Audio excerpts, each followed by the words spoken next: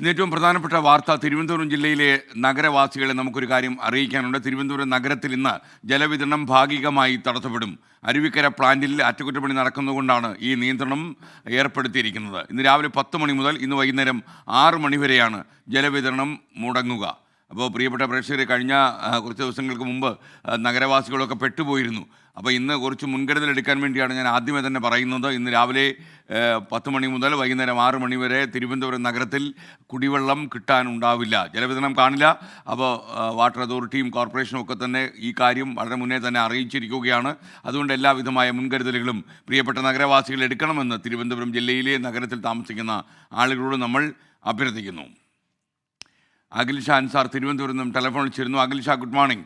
ഏത് സാഹചര്യത്തിലാണ് ഇങ്ങനെ ഒരു നിയന്ത്രണം കൊണ്ടുവന്നിരിക്കുന്നത്?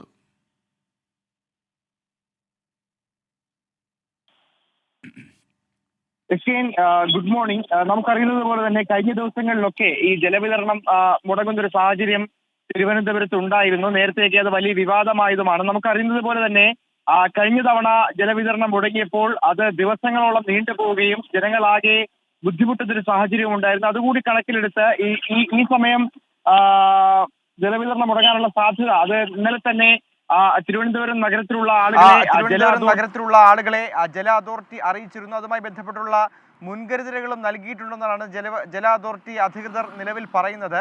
ഇന്ന് രാവിലെ 10 മണി മുതൽ 6 മണി വരെയാണ് ജലവിതരണം ഭാഗികമായി തടസ്സപ്പെടും എന്നുള്ള കാര്യം ജല അതോറിറ്റി അറിയിച്ചിട്ടുള്ളത്. ഏറ്റവും പ്രധാനമായും ഇതിനുള്ള കാര്യമായി പറയുന്നത് ഈ അരുവിക്കര പ്ലാന്റിൽ ഒരു അടിയന്തര അറ്റകുറ്റപ്പണി നടത്തേണ്ടതുണ്ട്. അതുകൊണ്ടാണ് ഇന്ന് രാവിലെ 10 മണി മുതൽ വൈകിട്ട് 6 മണി വരെ ഈ ജലവിതരണം ഭാഗികമായി തടസ്സപ്പെടുമെന്നുള്ള കാര്യം നിലവിൽ ജല അതോറിറ്റി അറിയിക്കുന്നത്. ഈ കരമനയാറിൽ നിന്ന് പ്ലാന്റിലേക്ക് പോകുന്ന